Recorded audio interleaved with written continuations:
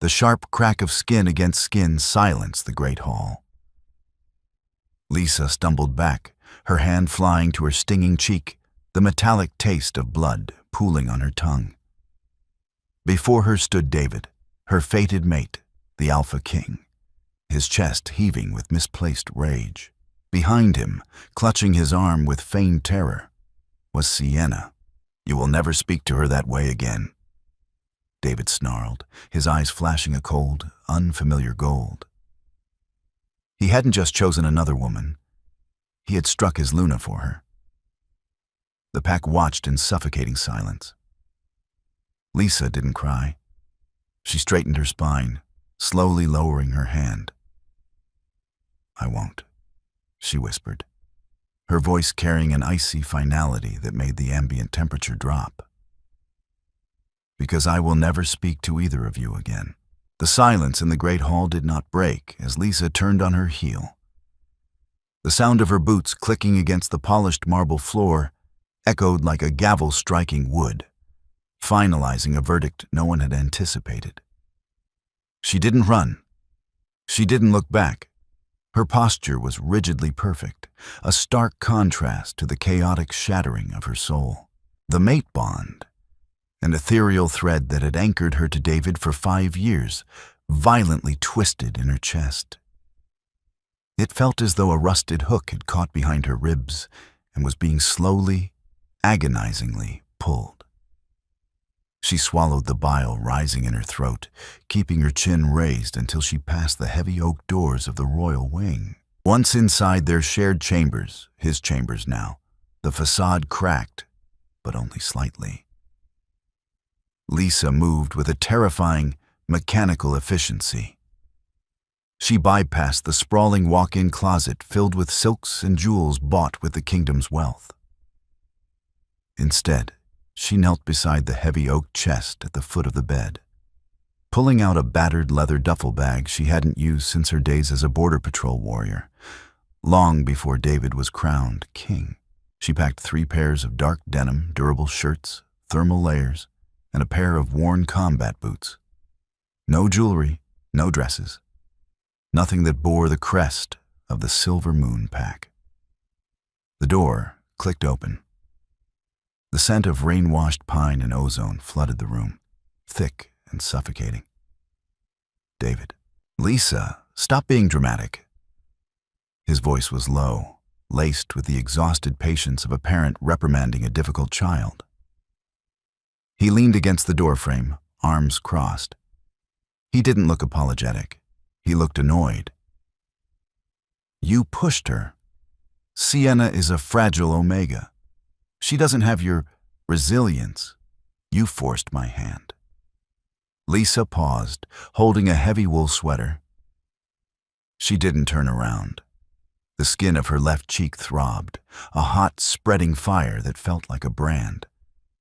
Fragile.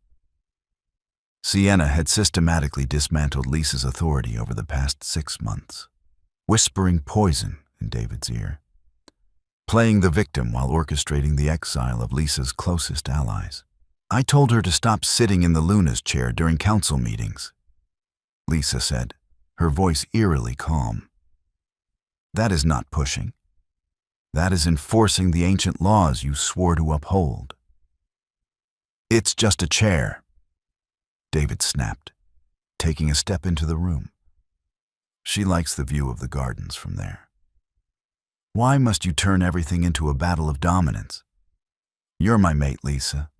Your position is secure. Why can't you just show a little grace?" Lisa finally turned. The words died in David's throat.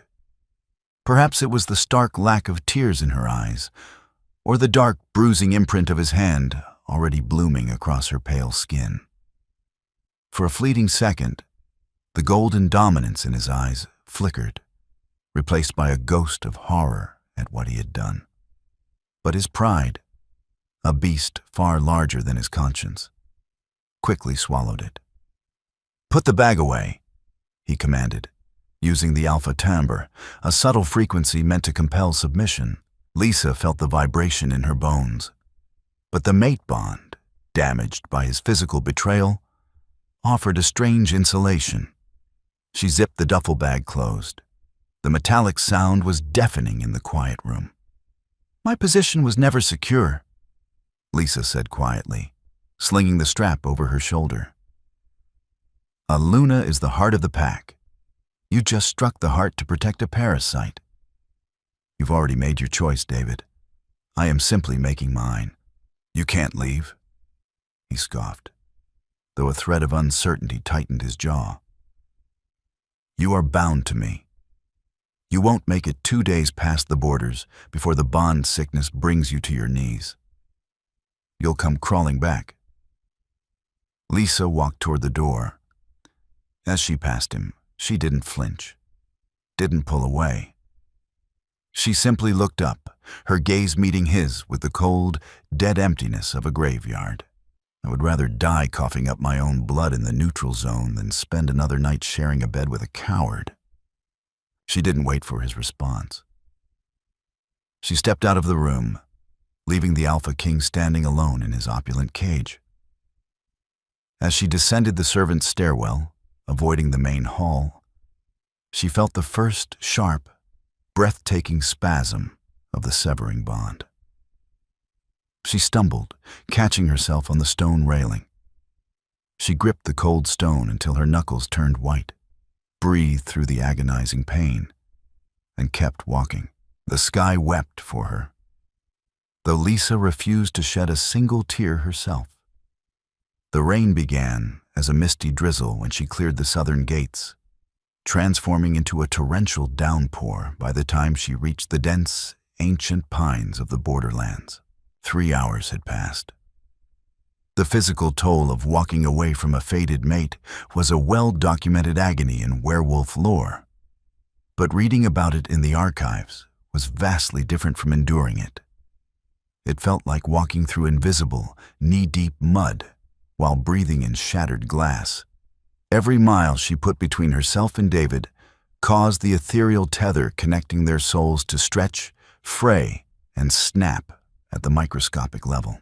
Her vision blurred, the edges of the forest swimming in the torrential rain. The mud sucked at her boots, threatening to drag her down into the earth. She was operating purely on adrenaline and a cold, crystallized fury. She needed to cross the river. The Roaring Fork was the natural boundary separating the Silver Moon Pack from the Obsidian Ridge, the territory of Alpha Kale. Kyle was a legend told to pups to keep them from wandering into the woods. They called him the Shadow Wolf, a brutal, uncompromising warlord who had slaughtered his own uncle to take the throne. The Silver Moon and Obsidian Ridge had been locked in a cold war for a decade. If David's patrols found her here, they would drag her back. If Kale's patrols found her, she didn't know. But at this moment, the unknown monster in the dark was preferable to the monster she knew in the light. Lisa reached the riverbank. The water was swollen and violent, churning with white froth and broken branches. There was no bridge here, only a series of slick, jagged stepping stones that required absolute precision. Another spasm hit her, a vicious tearing sensation right behind her sternum. Lisa dropped to one knee in the mud, gasping as a choked, raw sound finally tore from her throat. Her inner wolf whimpered, confused and terrified by the sudden rejection of their mate. "Get up," Lisa hissed to herself, her voice lost in the roar of the rain and river. "Get up." She forced herself upright, her legs shaking violently. She stepped onto the first wet stone. Her boots slipped, but she caught her balance, her arms windmilling. She jumped to the second, the third. On the fourth, a profound wave of dizziness washed over her. The bond snapped a little further.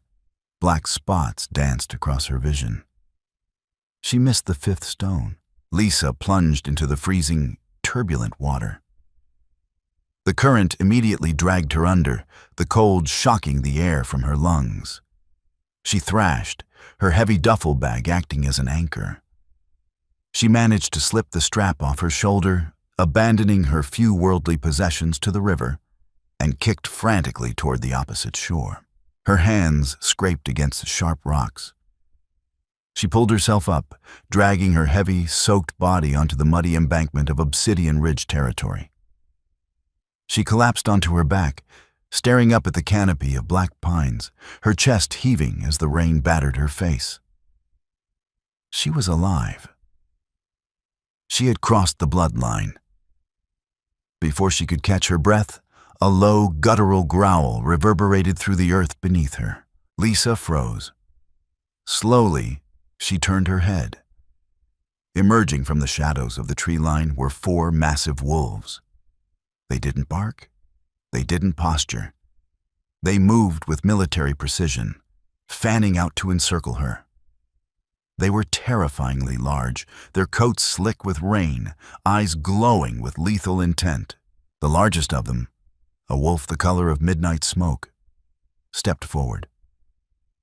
As it moved, the bones cracked and shifted in a fluid, sickeningly fast transition. Within seconds, a man stood where the beast had been. He was dressed in dark tactical pants and a heavy waterproof jacket. He was taller than David, broader, radiating a quiet, crushing power that made the air heavy. His hair was dark and wet, plastered against a face that was sharp, scarred, and devastatingly harsh. Alpha Kyle. He didn't yell. He didn't demand to know her business. He stepped closer, his dark eyes sweeping over her soaked, shivering form, stopping abruptly on the dark, hand-shaped bruise staining her left cheek. The silence stretched, thick with the sound of the pouring rain. Kyle crouched down in the mud beside her, his expression unreadable. "You're a long way from the ivory tower, little queen." Kale's voice was a low, rough rasp, like stone grinding against stone. "And you look like you're dying." Lisa met his eyes, refusing to look away, refusing to bare her neck. "I'm not dying," she rasped, her teeth chattering. "I'm surviving." A muscle feathered in Kyle's jaw. He stared at the bruise on her face for a second longer, a dark, dangerous storm brewing in his eyes. Then he stood, shrugging off his heavy, dry outer jacket. He dropped it over her shivering shoulders. "Bring her," Kyle ordered his men without looking back, turning toward the deep woods. As a guest, not a prisoner, the world returned in fragments.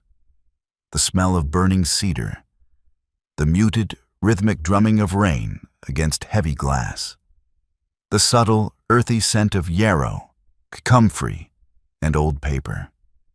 It was a stark contrast to the sterile, perfumed air of David's palace. Lisa opened her eyes slowly.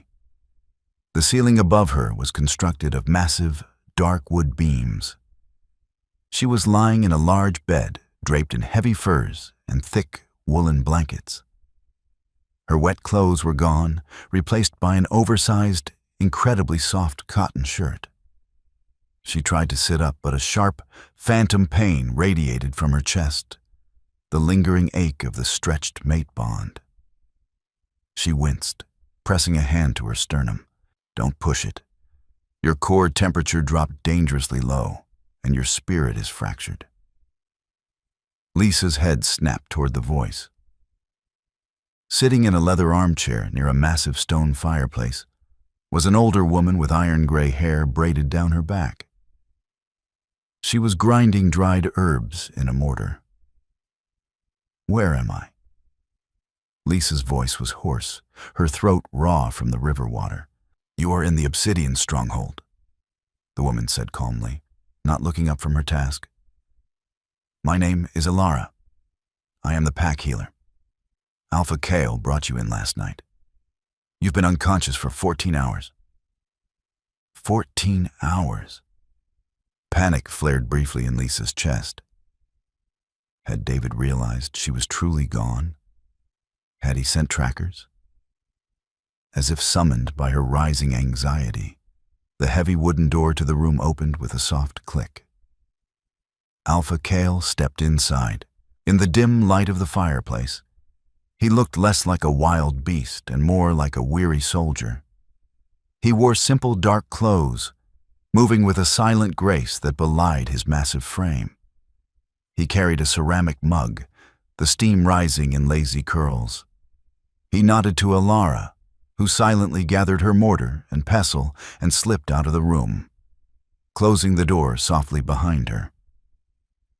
Kale approached the bed, pulling up a heavy wooden stool and sitting down. He held out the mug. "Drink. It's willow bark and honey. It will help with the inflammation." Lisa hesitated, her eyes darting from the mug to his face. She was the Luna of his sworn enemy. He had every reason to drug her, ransom her, or kill her. Yet, his gaze held no malice.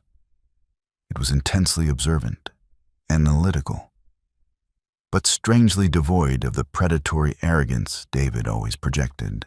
She reached out with a trembling hand and took the mug. Their fingers brushed briefly. A sudden, shocking spark of static warmth zipped up her arm, settling deep in her chest. Lisa gasped slightly, pulling her hand back to cradle the warm mug. Kyle's eyes narrowed infinitesimally, but he didn't comment on the spark. "Thank you," she murmured, taking a slow sip. It was bitter, but the heat felt miraculous sliding down her raw throat. "My border patrols found pieces of a leather bag washed up on the riverbank," Kyle stated, his voice a low, soothing rumble. "Nothing salvageable. You crossed the roaring fork during a flash flood. That is either incredibly brave or incredibly foolish." "It was necessary," Lisa said. Keeping her gaze on the dark liquid in her mug, Kyle leaned forward slightly, resting his forearms on his knees. "I know who you are, Lisa. The whole continent knows the Luna of the Silver Moon. What I don't know is why the Alpha King's fated mate nearly drowned herself trying to sneak into my territory in the dead of night, bearing the mark of a man's hand on her face." The bluntness of his words made her flinch. She instinctively reached up, her fingers grazing the tender, swollen skin of her cheek. Did he do this? Kyle's voice dropped an octave, the temperature in the room seeming to chill as his protective instincts, innate to any true alpha, bristled. Lisa could have lied. She could have claimed a training accident, a fall in the woods. But the exhaustion in her bones demanded truth. "Yes," she said, her voice barely a whisper. Yet it rang loud in the quiet room. "He chose an Omega over me, and when I demanded he respect the pack laws, he struck me to silence me." Silence descended upon the room. It wasn't the suffocating, oppressive silence of David's great hall. It was a heavy, contemplative quiet. Kale stared at the fire, the orange light dancing across the pale scars on his jaw. "And so you left." Kale didn't frame it as a question. He understood. "I left," Lisa confirmed, lifting her chin, finding a fraction of her old strength. "I have nothing. No pack, no title, no clothes, but what I am wearing. If you intend to use me as a hostage to negotiate with David, I must warn you, he won't bargain for me. He believes I will crawl back when the bond sickness becomes too great." Kyle slowly turned his head to look at her. The intensity in his dark eyes pinned her in place. "I do not take hostages, Lisa, and I do not bargain with cowards who strike their mates," Kyle said softly. He stood up, towering over the bed, yet Lisa felt not an ounce of fear. "You are not a prisoner here. You are under my roof and under my protection. Rest. Let the bond sever. You are safe in the shadows." As he walked toward the door, Lisa felt something shift within her. The agonizing pull from the east, where David was, still burned. But here, in this room, grounded by the quiet strength of the shadow wolf, she felt the first tiny ember of something entirely new. The bond sickness did not arrive like a thief in the night. It crashed over Lisa like a tidal wave of shattered glass. By the evening of her second day at the Obsidian stronghold, the dull ache in her chest mutated into a violent, tearing agony. It was the physical manifestation of a soul being ripped in half. She lay thrashing in the heavy fur-lined bed, soaked in a cold, sour sweat. Her internal temperature plummeted, then spiked, her wolf howling in the dark recesses of her mind, disoriented by the sudden, terrifying void where David's presence used to reside. "Hold her down." Alara's voice cut through the hazy red mist of Lisa's delirium. "If she thrashes, she'll tear a muscle." The fever is boiling her from the inside out. Firm, calloused hands pinned Lisa's shoulders to the mattress. They were too large to be the healers. Through the blurred, feverish lens of her vision, Lisa saw the sharp, scarred jawline of Alpha Kale.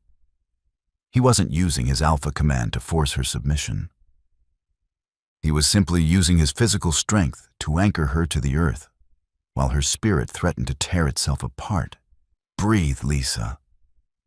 Kale's rough baritone vibrated right through her skin, a low, steady thrum that rivaled the chaotic storm in her veins. "The tether is snapping. Let it go. Stop fighting the break." "It burns," she choked out, her back arching as a phantom blade twisted between her ribs. She blindly reached out, her fingers digging desperately into Kale's forearm. She expected him to pull away. David hated the display of weakness, hated when she clung to him. Instead, Kale shifted his weight, sitting on the edge of the bed.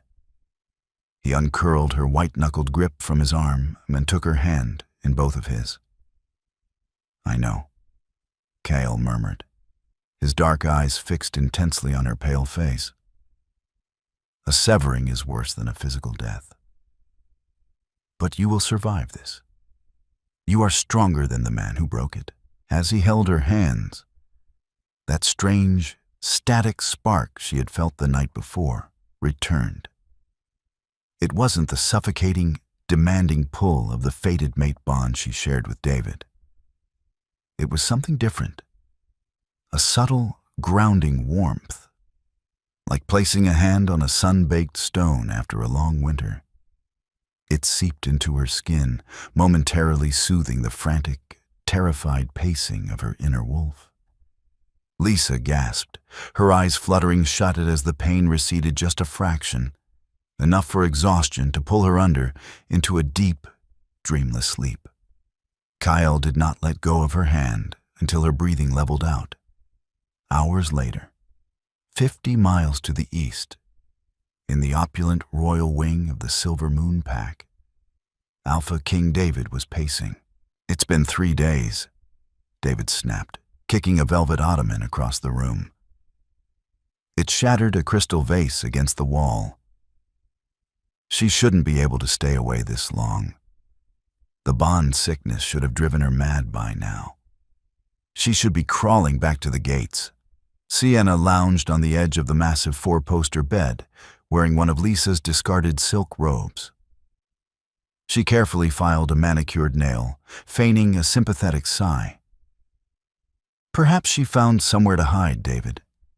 You know how stubborn she is. She's just trying to embarrass you. Making a spectacle to prove a point." David stopped pacing, his jaw clenched so tight his teeth ground together. He stalked over to the window, staring out at the torrential rain that had yet to cease. "She has no money. No allies I haven't already banished to the outer territories," David muttered, running a hand through his perfectly styled hair. He touched his own chest, right over his heart.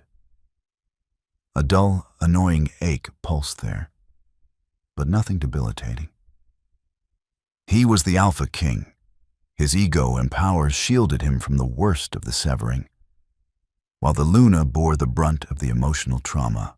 "Send Thorn to the border," David commanded, his eyes narrowing as he stared toward the western tree line. If she crossed the Roaring Fork, the Shadow Dwellers might have found her body. Or worse, Kale might have her. I will not have that feral bastard holding my property as a bargaining chip. Sienna paused her filing, a flicker of genuine irritation crossing her delicate features. "Property? David, let her go. You don't need her. You have me." David turned to look at the beautiful, fragile Omega on the bed. She was everything a traditional king was told to want. Submissive, adoring, completely dependent. But as he looked at her, a strange, hollow feeling echoed in the room. "She is the Luna," David said coldly, the gold flashing dangerously in his eyes, silencing Sienna instantly. "And no one walks away from the king." By the 5th day, the fever broke. Lisa awoke to a quiet, empty room, the oppressive weight in her chest replaced by a vast, hollow numbness. The bond was gone. The tether to David had finally snapped. For 5 years she had felt his ambient emotions, his pride, his irritation, his fleeting moments of satisfaction. Now there was only a profound, echoing silence. She sat up slowly. Her muscles trembled with severe atrophy, but her mind was startlingly clear. For the first time in months, she wasn't constantly analyzing David's moods or running interference for Sienna's subtle manipulations. She found fresh clothes folded at the foot of her bed. Dark, tactical canvas pants, a heavy slate gray Henley, and sturdy boots. Practical, protective. It was a stark departure from the suffocating pastel dresses David preferred her to wear for public appearances. Lisa dressed herself, relying on the walls for support as she navigated out of the healer's wing. The obsidian stronghold was a massive fortress, carved directly into the side of a granite mountain. There were no sweeping marble staircases or gilded chandeliers. The halls were lit by iron sconces, the air smelling of wood smoke, sharpened steel, and old pine. It was a place built for war, not for show. She followed the low murmur of voices echoing down a wide, stone corridor.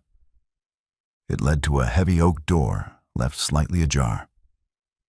Inside, a massive topographical map was spread across a brutalist slate table.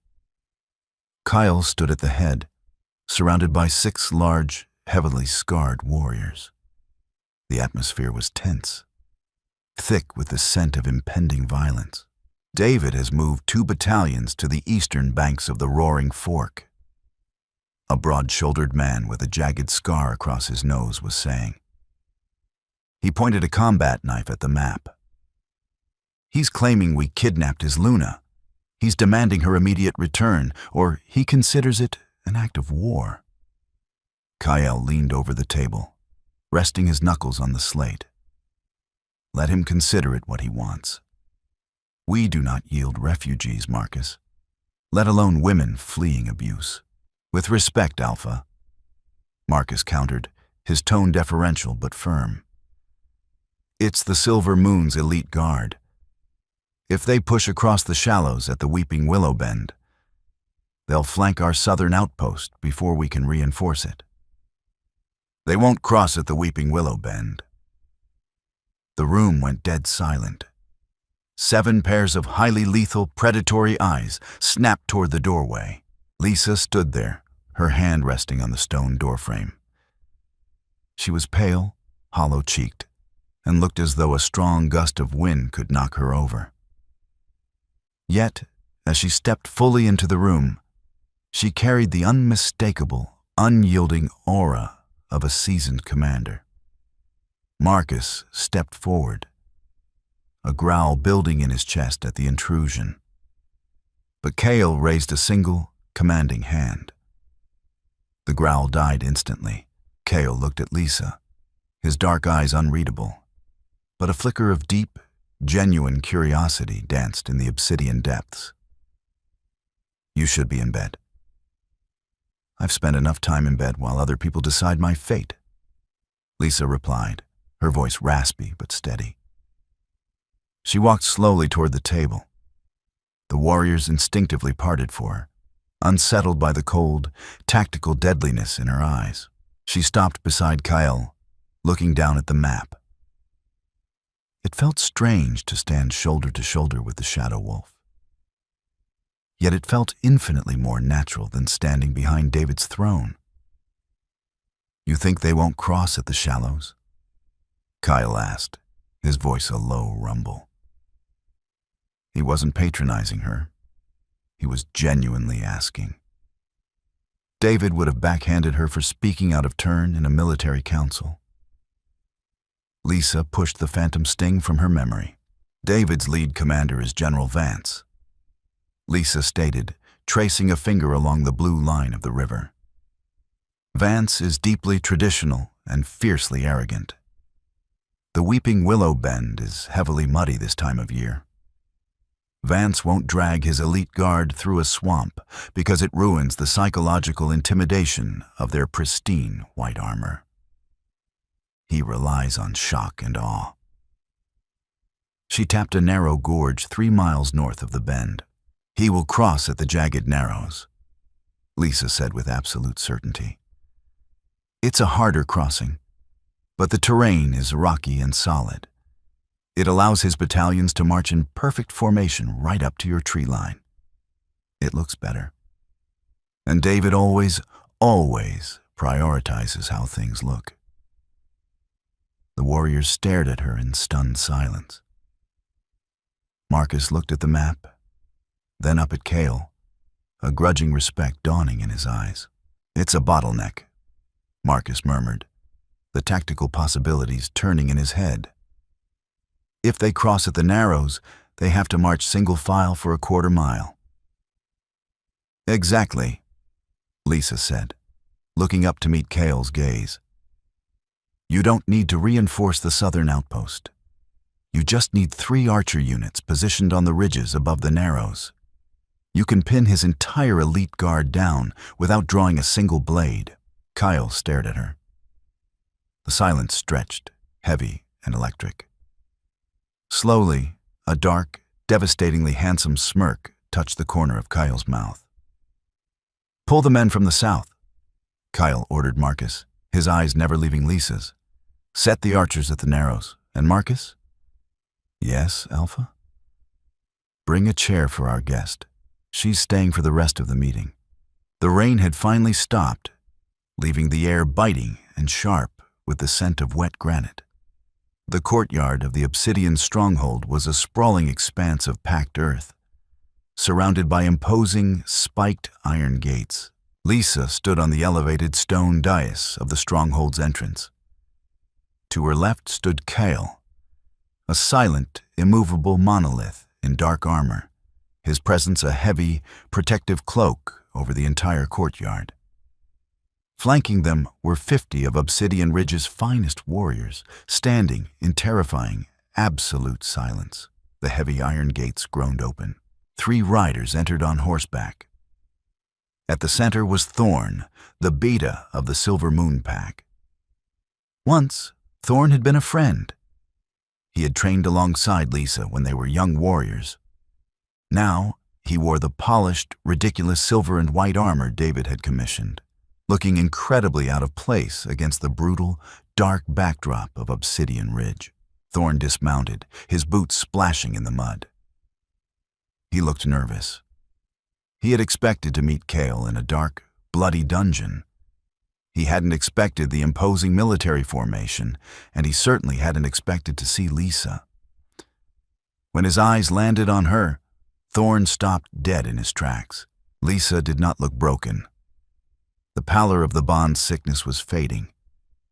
She stood tall, her spine straight, dressed in the dark, pragmatic colors of the enemy. She looked healthy. She looked lethal. And, most shockingly to Thorn, she stood freely beside the Shadow Wolf, not behind him. "Alpha Cale," Thorn began, his voice lacking its usual booming confidence as he cleared his throat. He completely ignored Lisa, addressing Kale directly as per the archaic laws of parley. I speak as the voice of Alpha King David. We demand the immediate return of the Queen of Silver Moon. You are harboring stolen property. Kyle didn't move a muscle. He didn't even blink. He simply let the silence stretch until Thorn shifted uncomfortably under the crushing weight of the Alpha's stare. I harbor no property. Kyle's voice was dangerously quiet, yet it carried across the courtyard like rolling thunder. I offer sanctuary to a refugee. If the king has lost his wife, perhaps he should have kept his hands to himself. Thorn flinched at the blunt insult to his king. He finally turned his gaze to Lisa, attempting to project an air of stern disappointment. Lisa, the king is willing to be merciful, Thorn said, his voice taking on a placating, condescending tone. He understands you were emotional. If you return with me now, publicly apologize to Sienna, and submit to a month of isolation to reflect on your actions, he will reinstate your title. Do not make this a war you cannot survive. Lisa felt a cold, bitter laugh bubble up in her throat. Merciful. She looked at Thorn, really looked at him, and saw exactly what the Silver Moon had become. A pack of perfectly polished sycophants serving a narcissistic tyrant. Thorn, Lisa spoke, her voice ringing out clear and cold as a winter morning. Tell your king that my title was Luna, not a dog to be kicked and called back when he needs to maintain appearances. Tell him the bond is broken. The sickness has passed. I am severed. Thorn's eyes widened in genuine horror. A severing was a mythic tragedy, rarely survived, let alone recovered from so quickly. Lisa, you are out of your mind. You are his fated mate. You belong to him. By the authority of the king, I command you to come here. Thorn pushed his meager beta aura outward, attempting to compel her with an order carrying David's delegated authority. It was a fatal mistake. Before the weak wave of compulsion could even brush against Lisa, Kale moved. It wasn't a step. It was a blur of violence. In a fraction of a second, the shadow wolf was off the dais and standing inches from Thorn. Kale released his alpha aura. It didn't push. It crushed. The air pressure in the courtyard plummeted. The horses screamed and reared, tearing their reins from the hands of the other two Silver Moon guards. Thorn was driven to his knees instantly, the breath violently expelled from his lungs as if he had been struck by a falling oak tree. You do not command anything in my territory. Kale snarled, the sound vibrating the pebbles on the ground. His eyes were entirely black, the wolf pushed perilously close to the surface. And you do not speak to her. Thorn gasped for air, his hands clutching the mud, unable to lift his head under the sheer, agonizing weight of Kale's dominance. Kale looked down at the trembling beta, his voice dropping to a terrifying, deadly whisper. Go back to your coward king. Tell him Lisa of Nopak is under the protection of the Obsidian Ridge. Tell him she is an honored guest. And tell him... Kyle leaned in, his lips curling over his teeth. If he or his men take one step across the roaring fork to reclaim her, I will personally mount his head on a spike at the jagged narrows. Kale stepped back, reeling his aura in with terrifying precision. Thorn collapsed onto his hands, coughing violently. Get out of my sight, Kale ordered. Thorn didn't look at Lisa again. He scrambled to his feet, wide-eyed with terror, mounted his spooked horse, and spurred it toward the gates, his guards trailing in chaotic retreat. Lisa watched them go, her heart pounding a frantic rhythm against her ribs. She had drawn a line in the sand. and Kale had just built a fortress over it. She looked at the Alpha as he walked slowly back up the steps of the dais. He didn't look angry anymore. He looked entirely calm. "Thank you," she whispered as he stopped beside her. Kyle looked down at her, the dark intensity returning to his eyes, softening the harsh lines of his face. "You don't belong to anyone, Lisa," Kyle said softly, for her ears only. "But as long as you are here, you will never be disrespected again." The dawn air was bone-chillingly crisp, the heavy fog clinging to the jagged granite peaks of the Narrows like a tattered gray shroud. Lisa lay flat on her stomach against the freezing, damp earth of the northern ridge, peering over the sheer drop into the gorge below. To her immediate right lay Alpha Kale, his massive frame perfectly still, a heavy hunting bow resting easily in his grip. Lining the ridges on either side of the pass were 50 of Obsidian Ridge's most lethal archers, completely camouflaged against the dark stone. Down in the gorge, the path narrowed to a mere 10 feet wide, flanked by vertical cliffs of impassable rock. "They're on time," Kyle murmured, his voice barely carrying over the distant rush of the river. Below them, the mist began to part, sliced open by the gleaming, immaculate white armor of the Silver Moon's elite guard. At the helm of the formation rode General Vance, exactly as Lisa had predicted. But it was the figure riding slightly behind Vance that made Lisa's breath hitch in her throat. David. The Alpha King had come himself. He wore his ceremonial silver breastplate, a ridiculous, ostentatious display of wealth that caught whatever meager sunlight managed to pierce the fog. He looked furious, his jaw set in a rigid, unforgiving line. He had clearly dismissed Thorne's warning as a bluff and marched his vanguard straight to the border to exact his vengeance. Lisa felt a cold, clinical detachment wash over her. 5 days ago, seeing him would have triggered a paralyzing wave of submission or a desperate ache of betrayal. Now, looking down at the man who had struck her to appease a manipulator, she saw only a foolish commander marching his men into a slaughter. "He brought the king's guard," Marcus whispered from Kyle's left.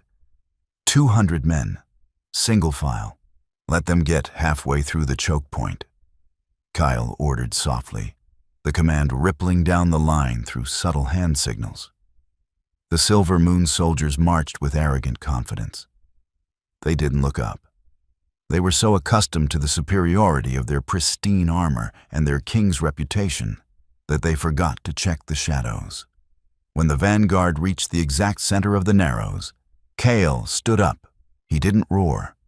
He simply drew back his bowstring with terrifying power and let an arrow fly.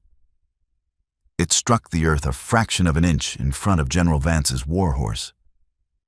The beast shrieked, rearing back violently.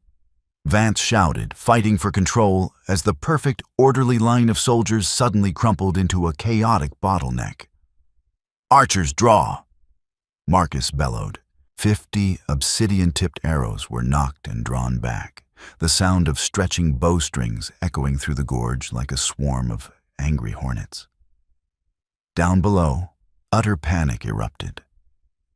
The Silver Moon elite looked up, realizing with sudden, horrifying clarity that they were entirely surrounded, trapped in a stone corridor with death aiming down at them from both sides. They drew their swords, a useless gesture against an elevated enemy. "Hold your fire!" Kyle's voice boomed down the canyon walls, infused with just enough alpha resonance to rattle the armor of the men below. David spurred his horse forward, pushing past a struggling General Vance. The Alpha King looked up at the ridge, his eyes burning with golden fury.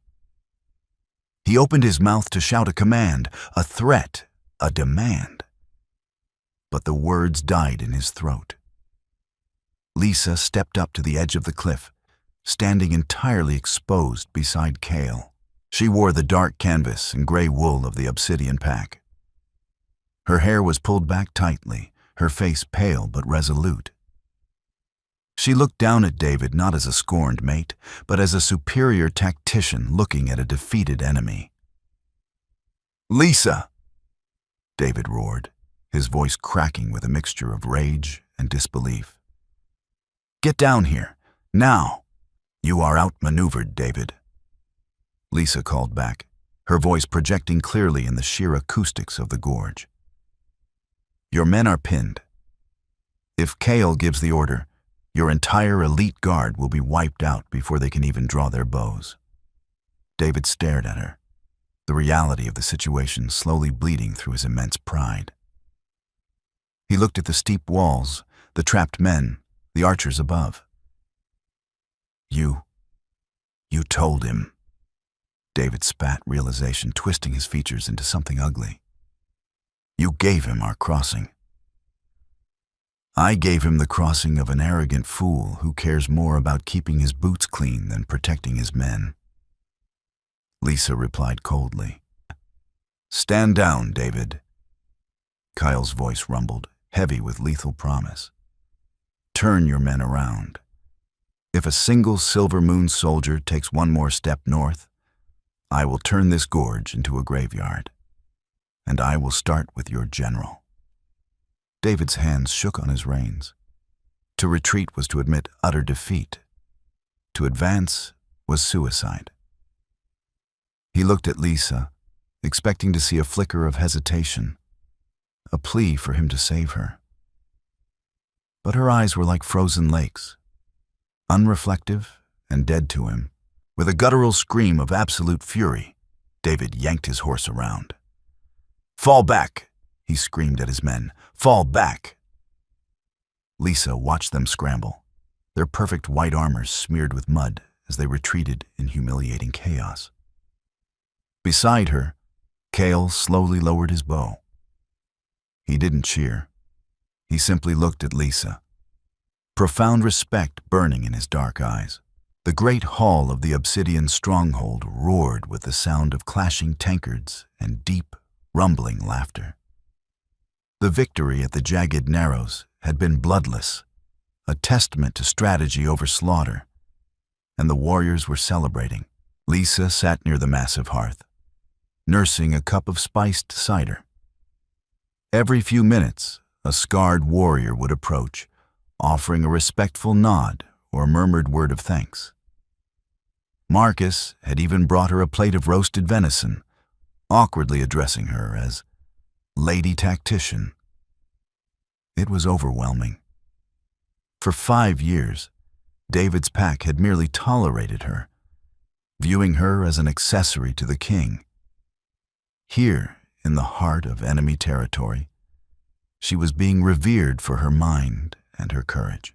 She slipped away from the noise, stepping out onto a high stone balcony that overlooked the sprawling, pine-covered valley. The night air was biting, the sky dusted with 1,000,000 brilliant stars. "They like you." Lisa didn't startle at the low voice. She had quickly learned to recognize the subtle shift in the air that signaled Kyle's approach. He stepped onto the balcony, handing her a thick, woven blanket before leaning his forearms against the stone parapet beside her. "They like that they didn't have to bleed today," Lisa corrected gently, wrapping the blanket around her shoulders.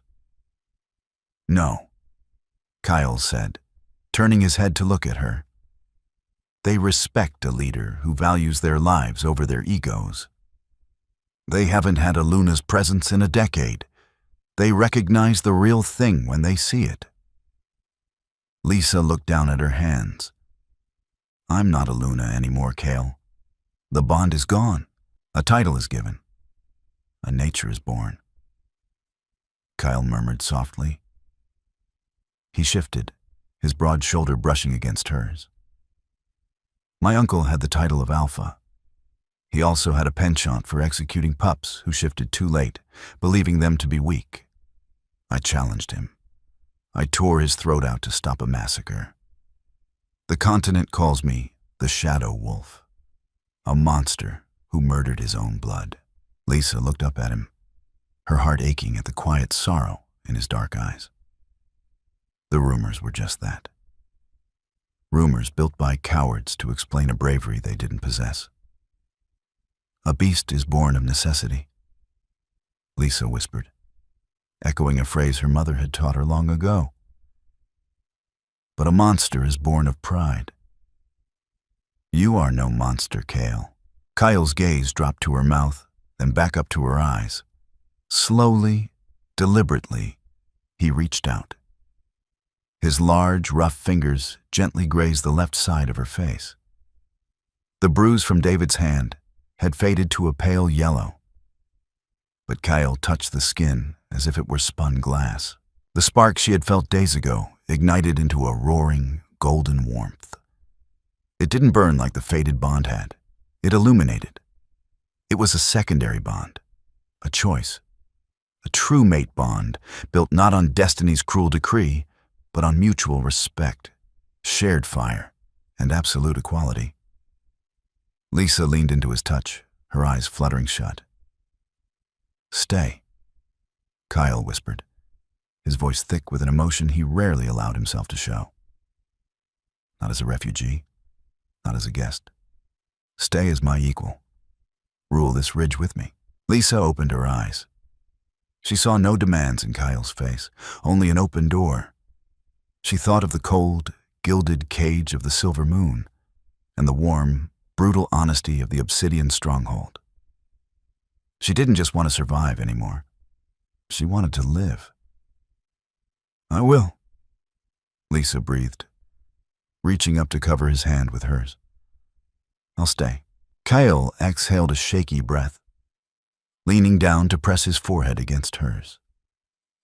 In the quiet darkness of the balcony, beneath the vast expanse of the stars, two fractured souls began to seamlessly forge themselves into a single, unbreakable weapon.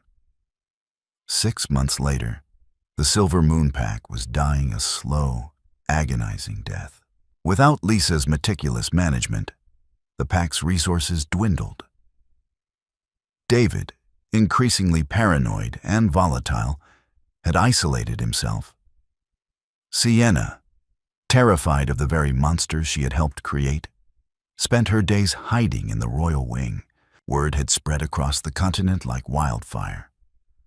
Warriors, Omegas, and entire families began abandoning the Silver Moon territories in the dead of night.